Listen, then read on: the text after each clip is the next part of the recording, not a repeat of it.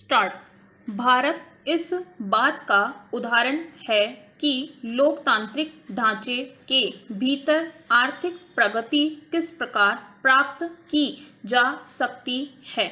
मेरा मानना है कि आर्थिक प्रगति सभी की खुशहाली और तरक्की में बदलनी चाहिए। इसके साथ ही कला एवं संस्कृति, साहित्य एवं शिक्षा, विज्ञान एवं तकनीकी का भी विकास होना चाहिए। हमें यह देखना होगा कि सभी की भलाई तथा समावेशी विकास के लक्ष्य को प्राप्त करने के लिए भारत के विपुल संसाधनों का उपयोग किस प्रकार किया जाए।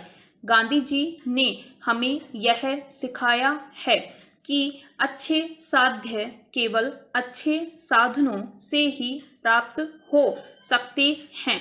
भारत वैसा ही बनेगा जैसे हम हैं और हमारे कार्यों से ही हमारे भविष्य का स्वरूप निर्धारित होगा।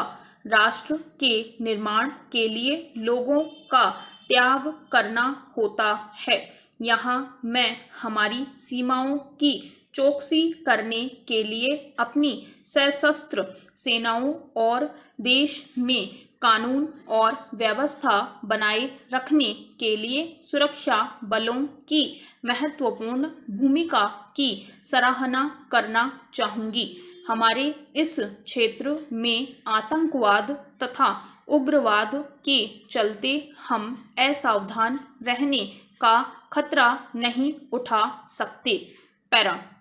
हमें यह भी याद रखना होगा कि देश निर्माण का कार्य निरंतर चलने वाला कार्य होता है।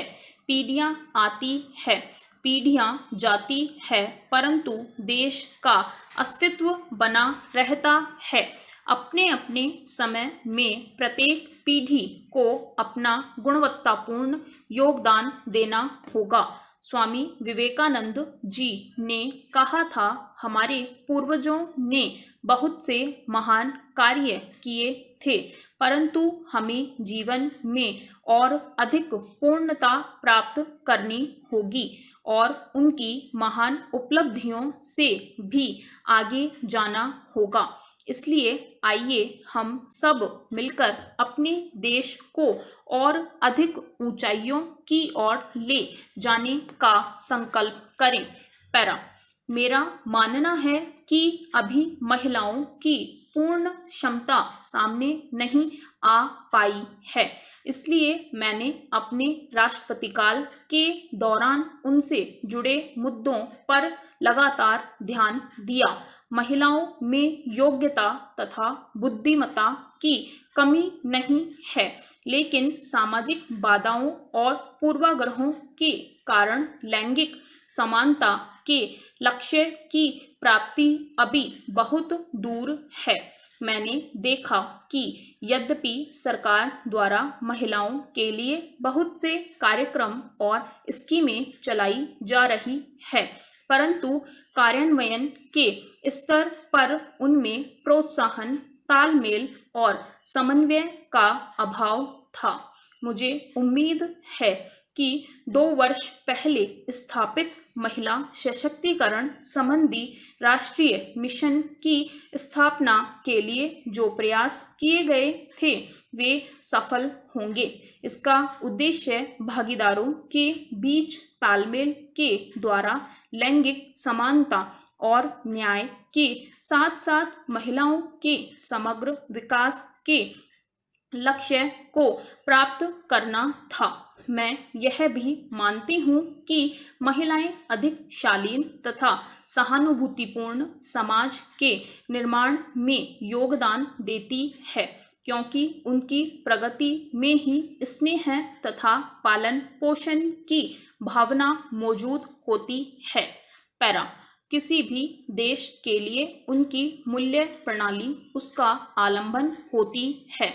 भारत में सहिष्णुता तथा सौहार्द की दीर्घ परंपरा रही है, जिसके कारण इसके समाज की बहुसांस्कृतिक बहुभाषिकता, बहुधार्मिकता तथा इसकी बहुजातीयता है।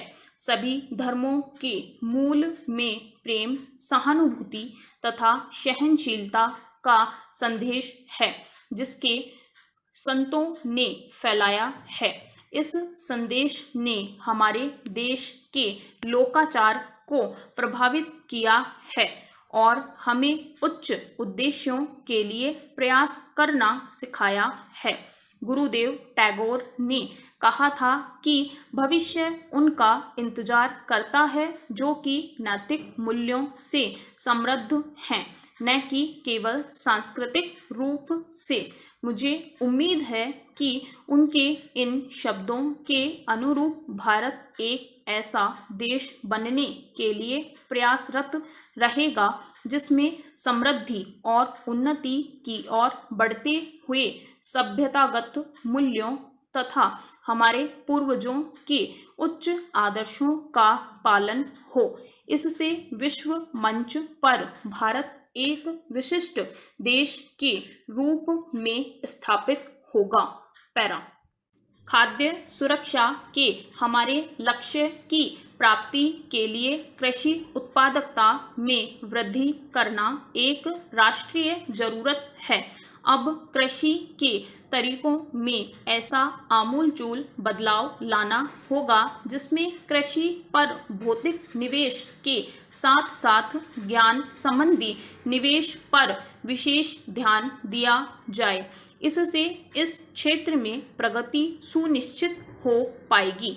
कृषि के ज्ञान आधारित इस तरीके से खासकर वर्षा संचित और असंचित कृषि क्षेत्रों में अच्छी आमदनी प्राप्त की जा सकेगी। मुझे उम्मीद है कि कृषि अनुसंधान संस्थान तथा ज्ञान विस्तार प्रणालियां जमीनी स्तर पर ग्राम पंचायतों के साथ मिलजुल कर कार्य करते हुए तकनीकी तथा खेती के अच्छे तरीकों को किसान के दरवाजे तक लाने में सफल होंगी। कृषि को अर्थव्यवस्था के अन्य क्षेत्रों के साथ और विशेषकर उद्योग के साथ और अधिक तालमेल करने की जरूरत भी है। यह व्यवस्था तभी ठीक से काम करेगी जब किसानों की अपनी जमीनों पर उनके अधिकार पूरी तरह सुरक्षित रहें। किसानों को सशक्त किए जाने की और मोल भाव करने की उनकी क्षमता को बढ़ाने की भी जरूरत है, जिससे कि वे अन्य क्षेत्रों के साथ निवेशों की खरीद तथा अपने उत्पादों की बिक्री और प्रसंस्करण का कार्य अधिक भरोसे के साथ कर सकें। स्टॉप। Thank you. इस चैनल को सब्सक्राइब करें और बेल आइकन को प्रेस करें ताकि लेटेस्ट वीडियो की जानकारी आप तक सबसे पहले पहुंच सके। वीडियो को लाइक और डिसलाइक अवश्य करें। कोई सुझाव और प्रश्न हो तो कमेंट बॉक्स में लिखें और वीडियो को अपने फ्रेंड्स और क्लासमेट्स को शेयर करें।